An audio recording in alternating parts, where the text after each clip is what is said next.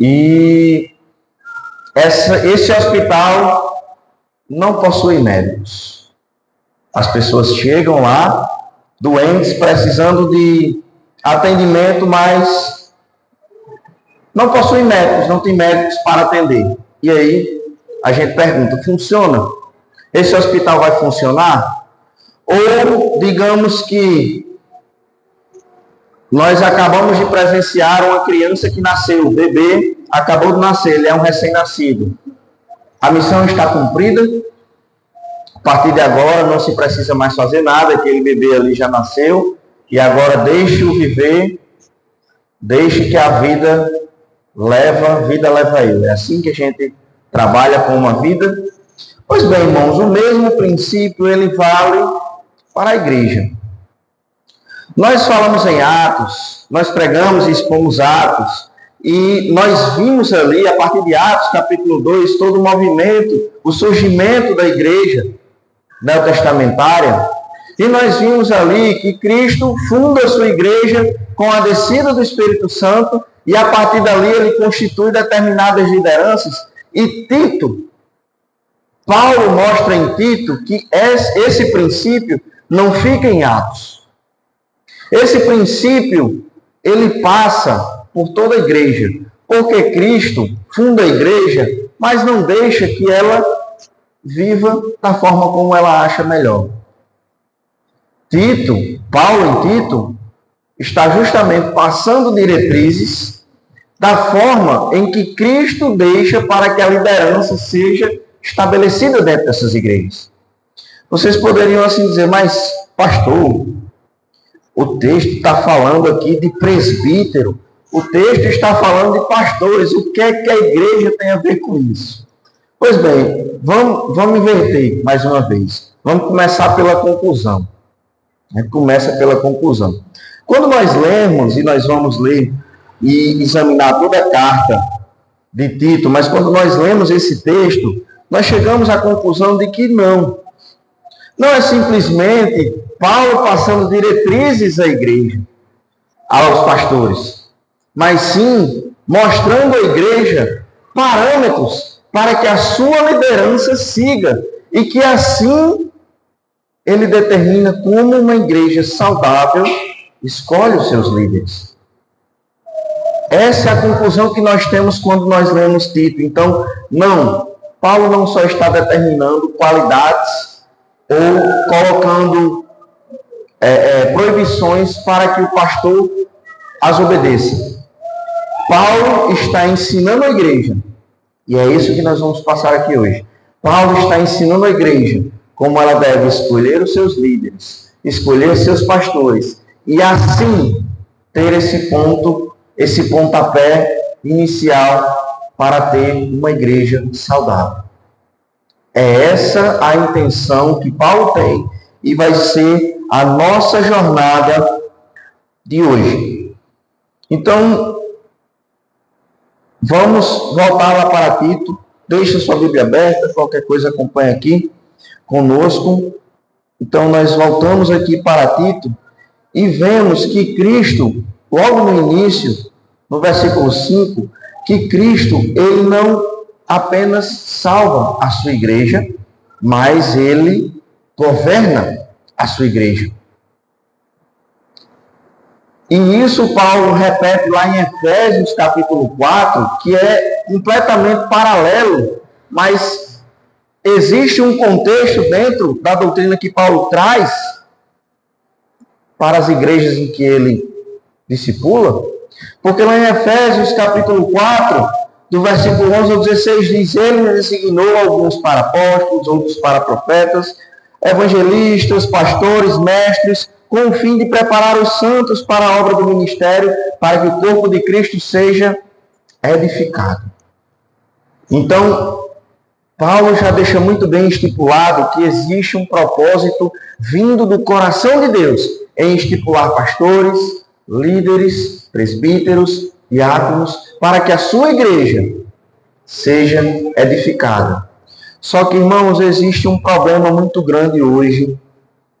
Existe um pensamento muito imediatista, Um pensamento que diz que nós não precisamos da igreja para sermos crentes. Para fazermos parte da igreja, nós não precisamos estar dentro da igreja. Eu consigo ser crente na minha casa. Eu consigo adorar a Deus. Eu consigo orar. Eu assisto pregações, pastor. Eu não preciso da igreja para ter uma vida espiritual boa. Então nós vivemos, irmãos, em dias que existem esses dois extremos. Alguns acreditam que a liderança é completamente desnecessária, mas também há aqueles em que acreditam que a liderança ela é endeusada. E sem ela, sem o pastor, na forma de quase Jesus, aquela igreja não sobreviveria. Vocês lembram uma vez, teve um corte daquele menino, profeta, né? Miguel, profeta Miguel, que ele olha e diz assim, não, meu pastor é Jesus. Aí ele diz assim, está repreendido. E viralizou aquilo ali. Viralizou porque ele repreendeu que a pessoa fala que o pastor dela é Jesus. Irmãos, pasmem. Existe uma pincelada de verdade naquilo que ele falou. Mas nós precisamos ter cuidado. O nosso pastor é Cristo. O nosso supremo pastor é Cristo. Pedro afirma isso inúmeras e inúmeras vezes. Mas Cristo, ele deixa liderança para a sua igreja. Cristo governa a sua igreja, lidera a sua igreja e edifica a sua igreja, como nós vemos em Efésios capítulo 4, através das lideranças. Por incrível que pareça, Miguel não está de todo errado. Mas com certeza o contexto não era dos favoráveis. Eu não sei, não assisti a pregação, eu só vi essa frase e ela viralizou justamente por isso. A conotação estava completamente errada. Pois bem, irmãos, Cristo ele organiza a sua igreja, Cristo estipula líderes e ele protege a sua igreja por meio dos líderes firmes na palavra. Tito capítulo 1, versículo 5. A razão de tê-lo deixado em Creta foi para que você pusesse em ordem o que ainda faltava e constituísse presbíteros em cada cidade, como eu instruí. Primeiro, irmãos, Cristo organiza a sua igreja por meio de líderes estabelecidos biblicamente. Normalmente, quando nós ouvimos falar de organização, a gente tende a achar que é burocracia. A gente tende a achar que é aquele mesmo conceito que nós temos de empresas. É aquele conceito secular. Reunião para isso, reunião para aquilo, reunião para aquilo outro. Os de escritório aqui, que trabalham no escritório, vão entender o que eu estou falando. Que ninguém pode nem dizer nada, reunião. Reunião para alinhamento de não sei de quê. Reunião para alinhar o alinhamento de não sei o quê. E por aí vai. A gente acha que quando fala a respeito de lideranças, muitas vezes nós temos essa conotação, pastor, a gente faz reunião de liderança também na igreja, faz. Mas a grande questão não é a forma como a Bíblia encara. Não é reuniões de alinhamentos para alinhar o alinhamento que está desalinhado. Não é dessa forma. Na Bíblia, a organização nunca é um fim em si mesmo. Em canto nenhum.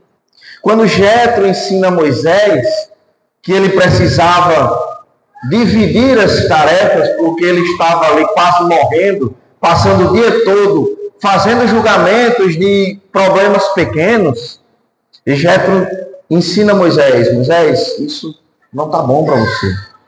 Determina juízes. E Jetro cria o júri O tribunal das pequenas causas que nós temos hoje.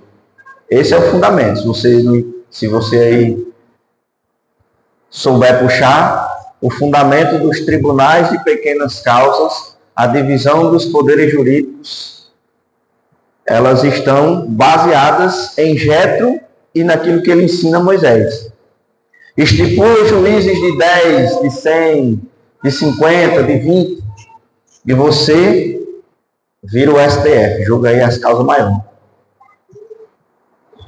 Pararam para pensar nisso? E é dessa forma que Deus vai estipulando e ensinando a sua igreja. Deus vai ensinando a sua igreja através dessa liderança. E é interessante que o termo que Paulo usa aqui, quando ele diz para que você pusesse em ordem, o termo utilizado por ele, que é o endireitar, o epidoro, ele diz assim, que é como se fosse um médico colocando alguma coisa, um osso no lugar. O termo que Paulo usa, só usa aqui, para Tito. Ele não usa isso em canto nenhum. Porque, como nós falamos no início, nenhum médico faz um parto e deixa a criança e diz assim, pronto, missão cumprida. Se vira nos 30. Nenhum médico faz isso. Por que Cristo iria fazer? Havia várias igrejas em Creta. Por isso que Tito precisa estipular presbíteros para essas igrejas. Porque Cristo estava cuidando delas através dos seus presbíteros estipulados por Paulo e Tito. Então o que é que ele faz? Tito, nós vamos precisar colocar as coisas no lugar. E o termo que ele usa é justamente esse. É como se fosse um médico colocando o seu ombro no canto. Está errado. Ele está no lugar errado. A igreja está errada. A igreja já havia nascido, mas estava desordenada. Precisava do pastor Edilson ali para alinhar o negócio, colocar tudo no canto e aliviar as tensões. Esse é o termo que Paulo usa com Tito. Irmãos, Cristo nunca abandona a sua igreja depois que ela nasce. Ele cuida do início até a chegada dele. Ele cuida dessa igreja e vai continuar cuidando. Passa-se pastores e pastores, diáconos e diáconos. Ele, como pastor supremo, cuidará dessa igreja, porque essa igreja pertence a ele. A igreja já existia, mas ainda não estava completa. Muitas vezes, irmãos, nós achamos que o sucesso da igreja, ele vai até o levantar da mão, ele vai até o batismo, mas não. O evangelho não produz apenas convertidos. Ele forma discípulos e discípulos precisam ser pastoreados. Não existe essa de que eu sou da igreja, mas eu sou da igreja em casa, pastor. Eu assisto a minha pregação de Hernandes Dias Lopes, Augusto Nicodemos. Mas é interessante que o próprio Hernandes Dias Lopes, em uma de suas pregações, diz: você não é crente em casa, porque o pastor que você assiste no YouTube não é aquele que lhe visita, não é aquele que lhe abraça no final do culto, não é aquele que ora pela sua família, porque ele provavelmente nem lhe conhece. Nós precisamos ser pastoreados. Nós precisamos ser discipulados. E nós, sim, eu estou me incluindo nesse meio. Nós precisamos ser pastoreados, porque quem pertence ao pastor supremo também pertence ao rebanho, e o rebanho precisa de pastoreio. Cristo é um Deus organizado, e de nenhuma forma ele deixaria a sua igreja sem uma organização. De nenhuma forma ele deixaria a sua igreja engatinhando sozinho. Ele organiza, ele cria uma ordem. Ele diz para que pudessem pôr em ordem aquilo que ainda faltava. Aquilo que ainda faltava. Nós vivemos nessa era da espontaneidade, onde todo mundo é original. Todos somos originais. Eu não vou comprar esse tênis aqui porque todo mundo tem esse tênis. Eu não vou comprar essa roupa porque todo mundo tem essa roupa.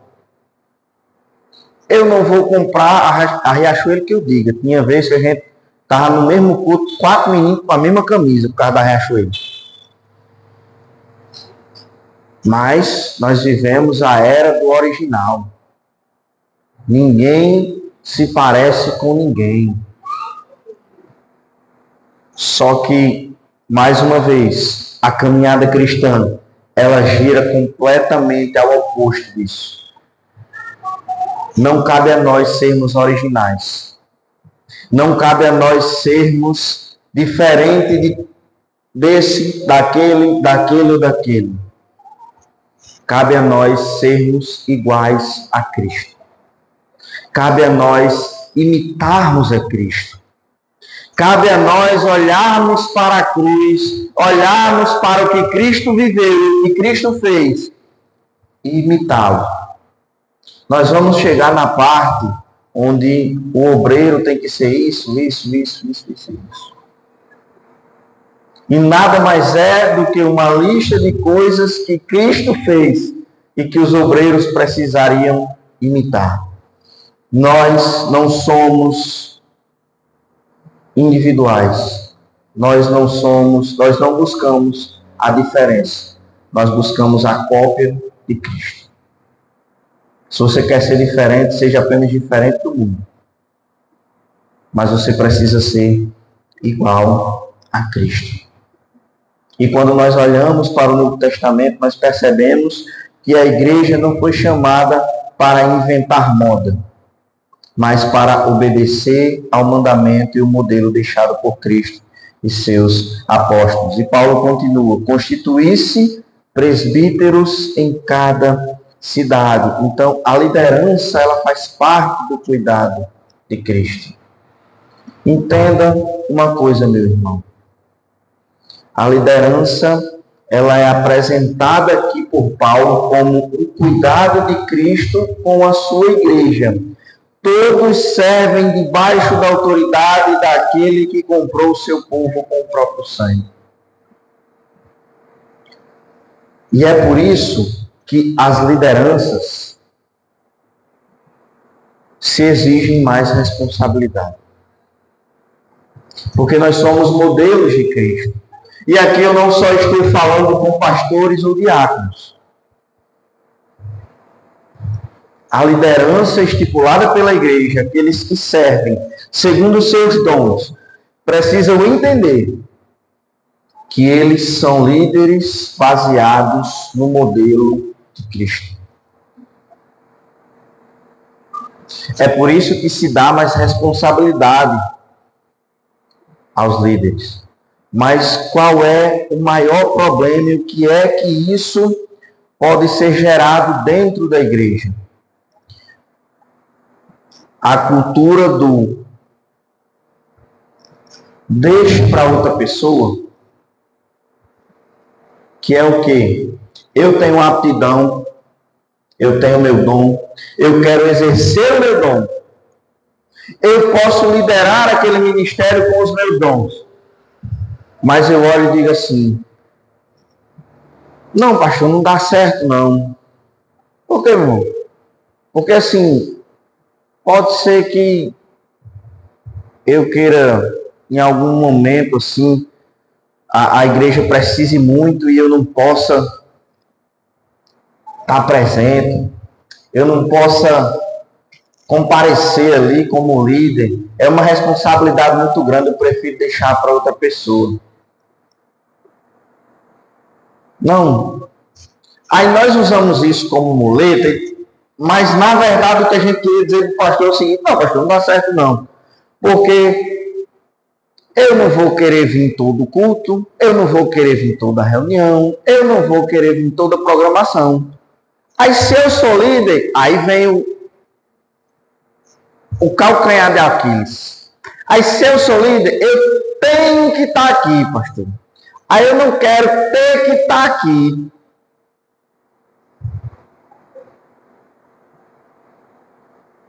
Irmão, não é a mim que você está, vamos dizer assim, contrariando. Eu não sei nem se a palavra é essa. Talvez não seja, mas na falta de uma melhor, não é a mim, não. Porque a palavra fala que quando você tem dom e você não usa, não é o pastor que você tem que prestar conta. Não é a mim, não é a José como diácono. É com Deus.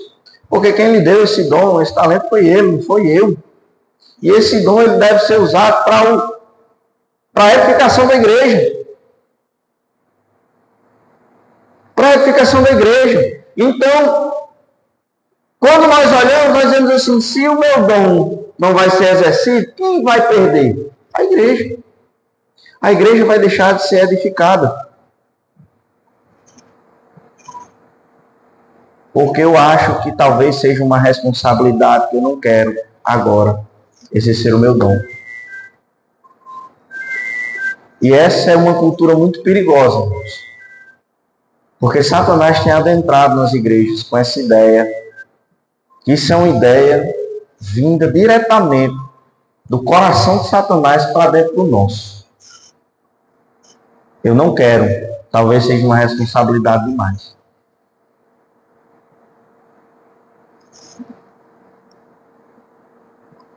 Porém, irmãos, Deus pede que nós façamos isso.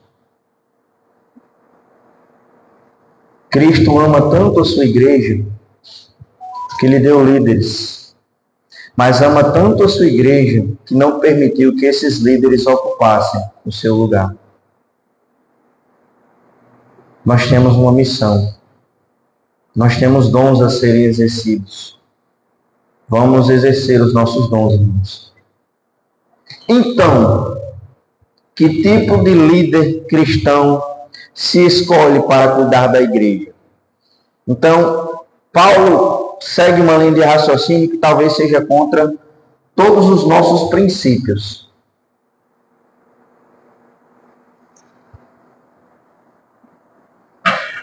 Porque antes de falar em capacidade, ele vai falar em coração.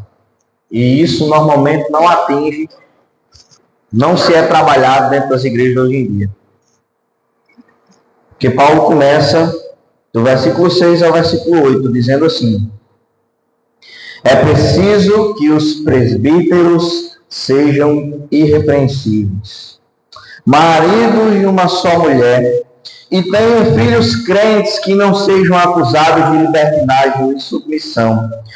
Por serem encarregados da obra de Deus, é necessário que o bispo seja irrepreensível, não orgulhoso, não briguento, não apegado ao vinho, não violento, nem ávido por lucro desonesto.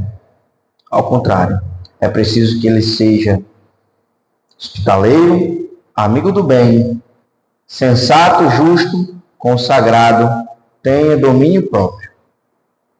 Então, Paulo dá aí algumas características que nós precisamos ver e algumas características que nós precisamos que nós tenhamos.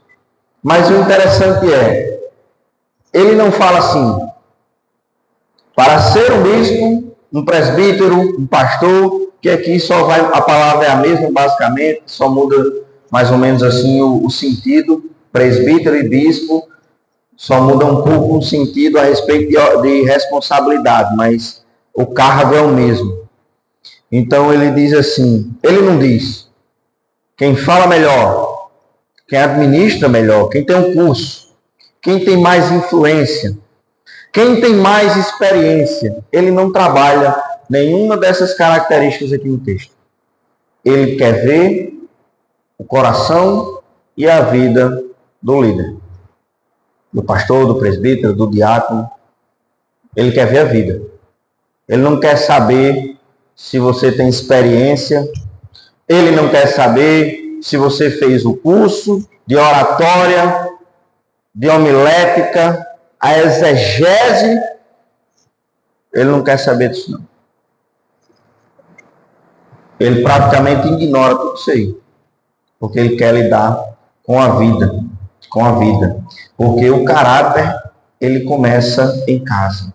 Então ele diz no versículo 6, um presbítero deve ser irrepreensível.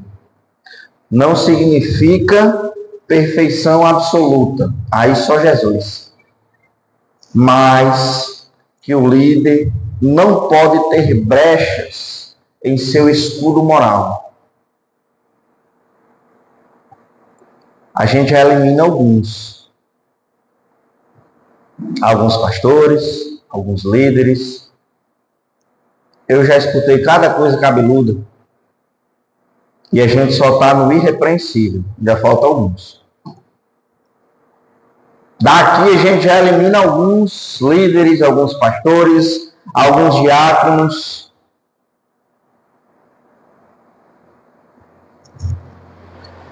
Não pode haver acusações válidas que possam desonrar a sua liderança.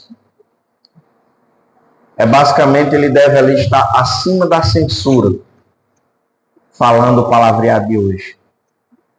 Ele não pode ser passível nada, brecha moral. É bom que não tenha. Mas só quem consegue identificar isso é a casa. É a esposa. É o filho. É a filha. E é por isso que uma das principais ouvidas dentro ali da ordenação ministerial, a principal e primeira ouvida é a esposa do candidato.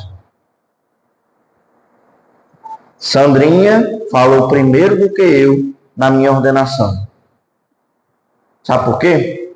Porque se ela olha e diz assim, não, eu não queria que ele fosse ser pastor, eu acho que não dá certo.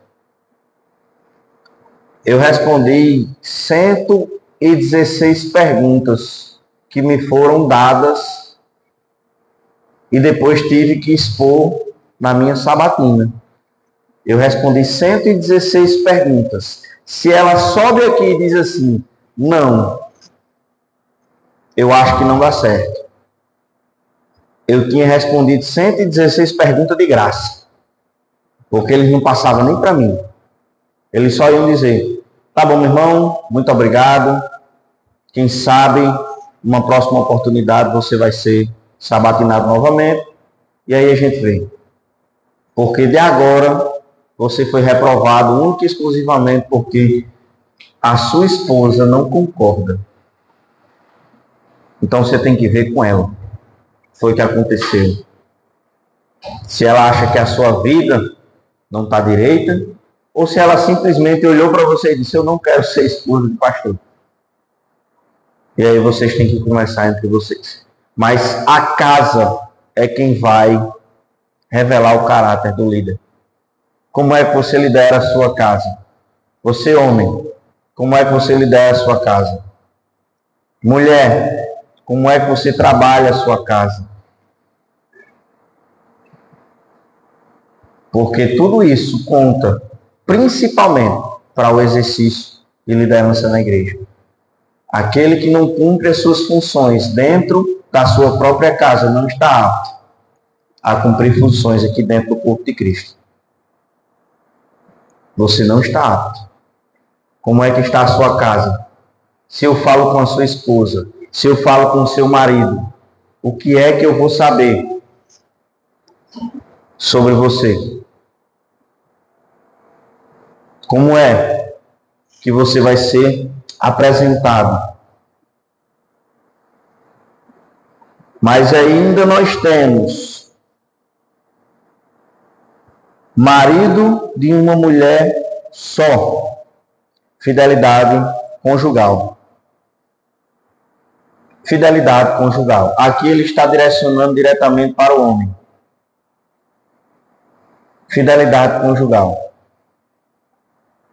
Já eliminamos mais alguns do ministério.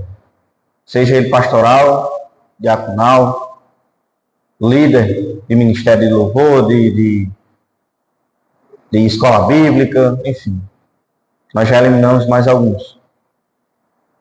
Como é que está o histórico de navegação do seu celular?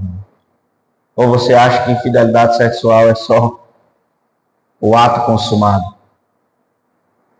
O que é que você tem visto? Você, mulher, o que é que você tem visto no seu celular, no seu computador? Porque Cristo, ele coloca a traição no coração. Aquele que já olhou com desejo ali, era uma vez.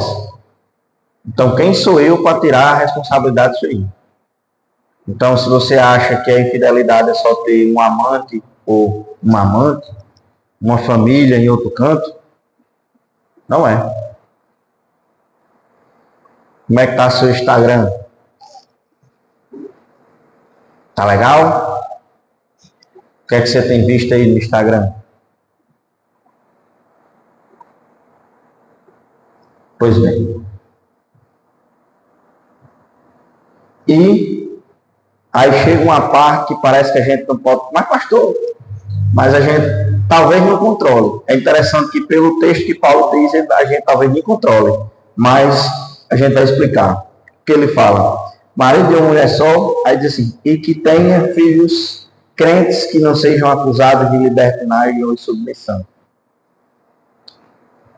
E aí? Aí a gente termina de raspar qual o resto das lideranças das igrejas. Os filhos têm que ser crentes.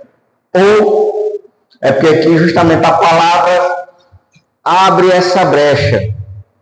Porque o termo que ele usa, que Paulo usa, ele significa fiel, obediente. Então, algumas interpretações vai dizer assim, que o filho não é que ele precisa ser convertido, mas ele precisa ser obediente. Até porque, assim, irmãos, e eu até entendo essa colocação, porque, assim, a conversão, ela não depende de mim pregar para André, no meu caso.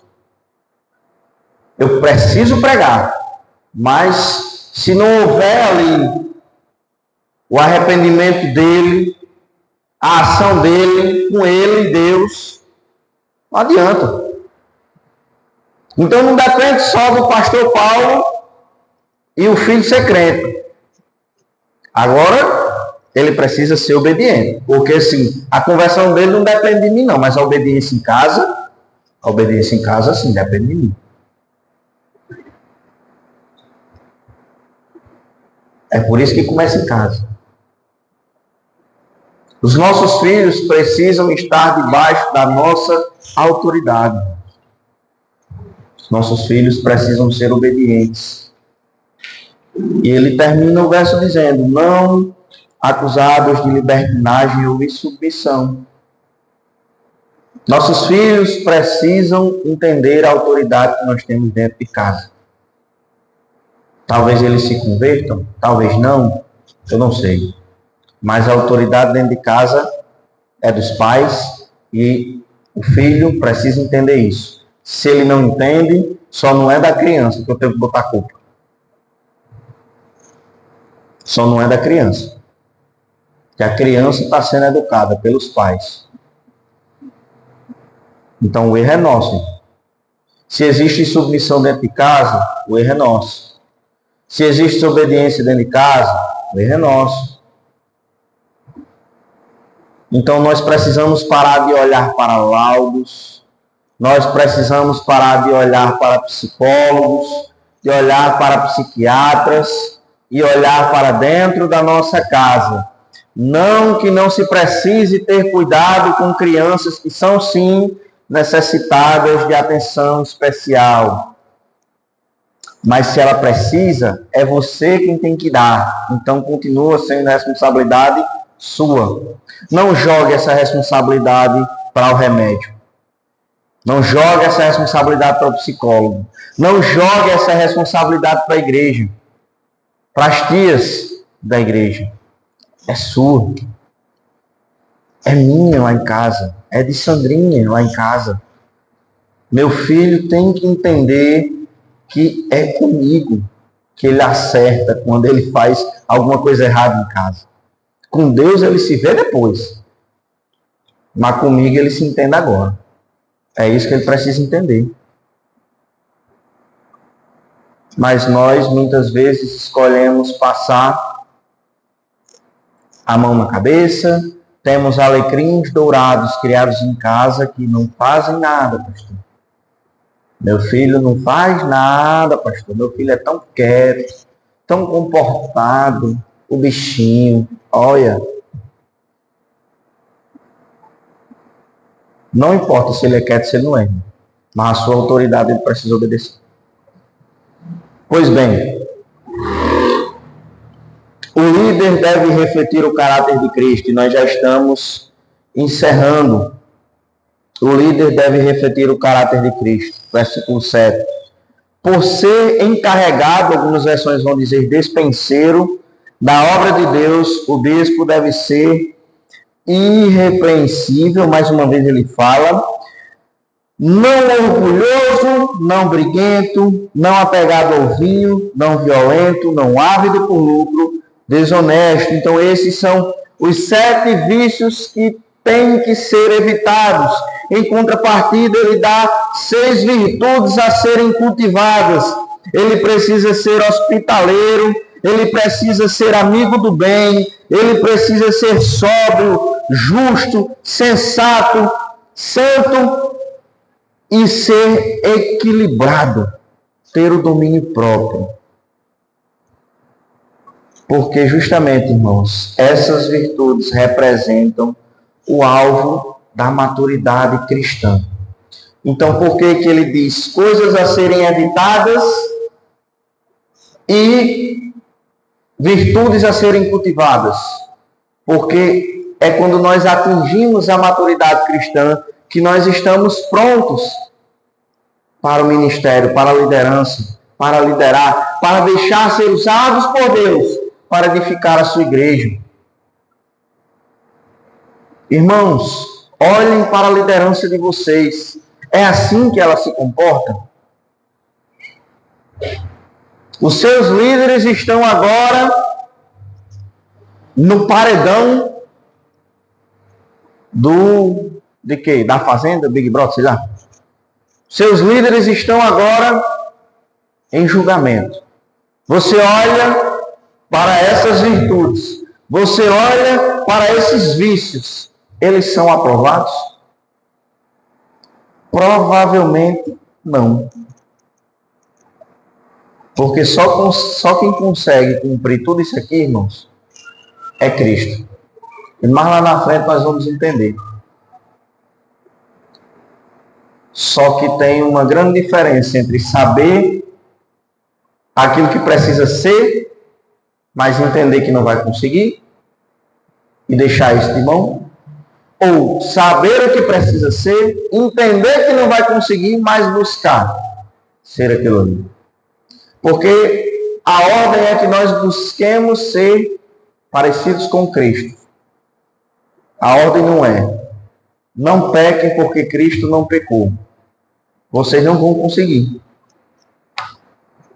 Então aí complicaria a vida de vocês, a minha vida. Mas eu preciso buscar todos os dias ser parecido com Cristo.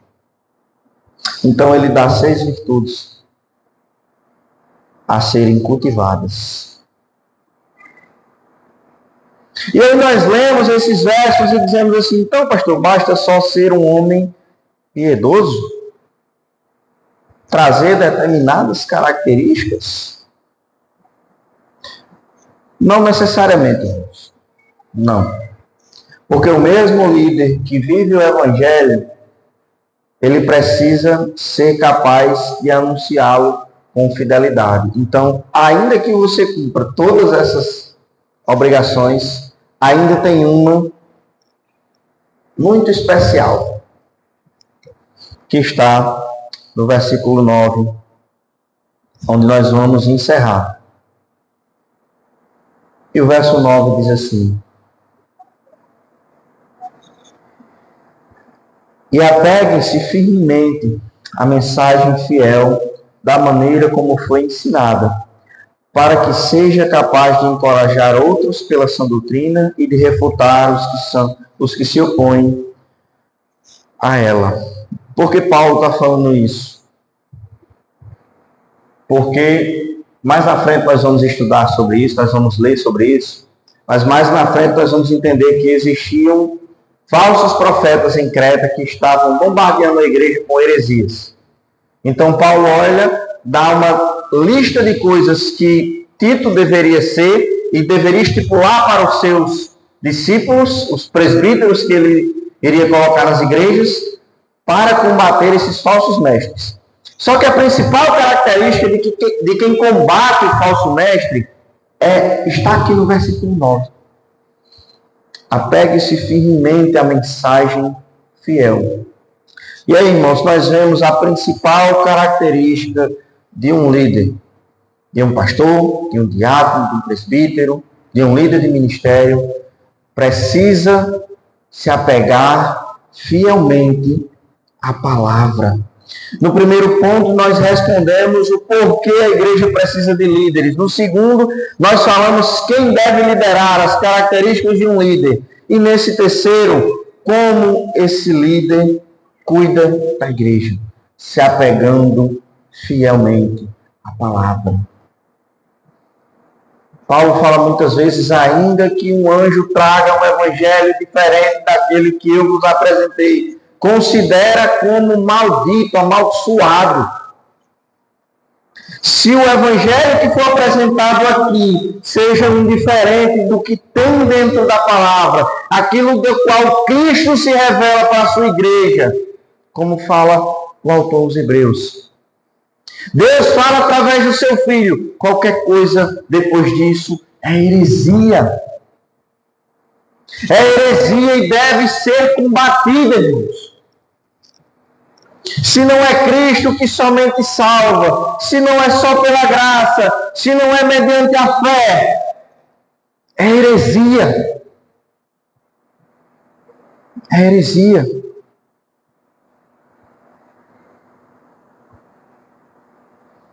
Muitas pessoas hoje, muitos pastores principalmente, eu vi ultimamente, se perguntando várias coisas. Qual é o segredo para o crescimento da igreja? Qual é a estratégia mais eficiente? Qual é o modelo que está funcionando para que as igrejas cresçam e estejam abarrotadas de gente? Aí nós vamos mudando estéticas, nós vamos mudando modelos de culto, nós vamos mudando a forma como o pastor prega lá no púlpito. Nós vamos modificando e modificando e modificando para que a igreja alcance um número de pessoas. Mas Paulo é muito claro. Para que uma igreja cresça de forma saudável e natural, precisa haver um apego fiel à palavra. Sem isso não vai existir. Sem isso não vai dar certo. Não vai dar certo. Porque é pela palavra que se alimenta as ovelhas. É pela palavra que se ensina as ovelhas de Cristo. É pela palavra que se protege o rebanho contra o erro. Obrigado. É pela palavra que se protege o rebanho contra o erro.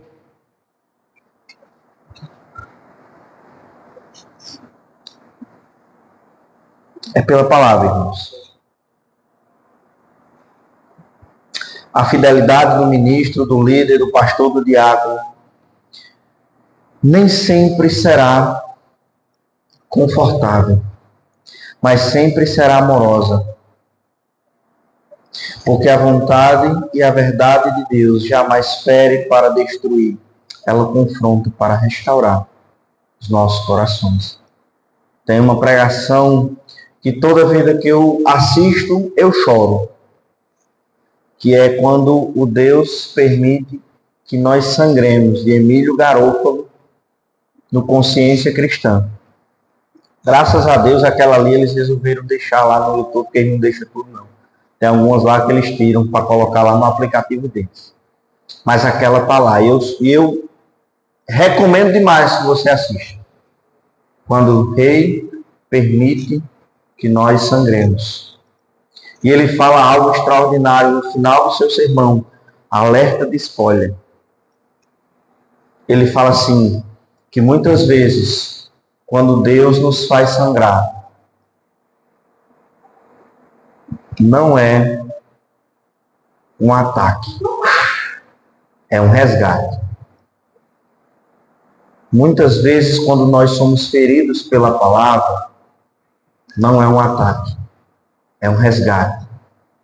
Muitas vezes, quando nós somos confrontados, nossos pecados são confrontados pela palavra. Muitas não, todas as vezes. Não é um ataque, é um resgate. Deus está estendendo a sua mão através da palavra para nos tirar da lama do pecado, da podridão do pecado. É a única forma que nós temos de conseguir levantar a mão, que nós conseguimos pegar a mão de Deus para que Ele nos tire de lá, é através da palavra fiel. E ela diz que pela graça nós somos salvos mediante a fé. E isso não vem de nós, e nem de obras, para que nós não nos gloriemos e envaidecemos em nada, somente em Cristo. E é por isso, irmãos, que nós estamos aqui. E é por isso que nós estamos aqui. Cristo governa a sua igreja através dos líderes que Ele compõe. Então, exerça o seu dom. Trabalhe no corpo de Cristo para que ela cresça naturalmente, de forma saudável. É por isso, é por Cristo, é em Cristo que a nossa esperança está guardada. Nunca será no pastor, nunca será no diácono, mas em Cristo, que é o supremo pastor.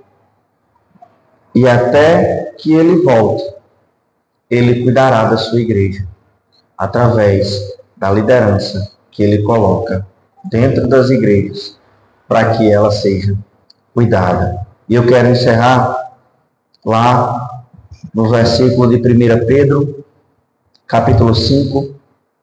Vamos abrir 1 de Pedro 5.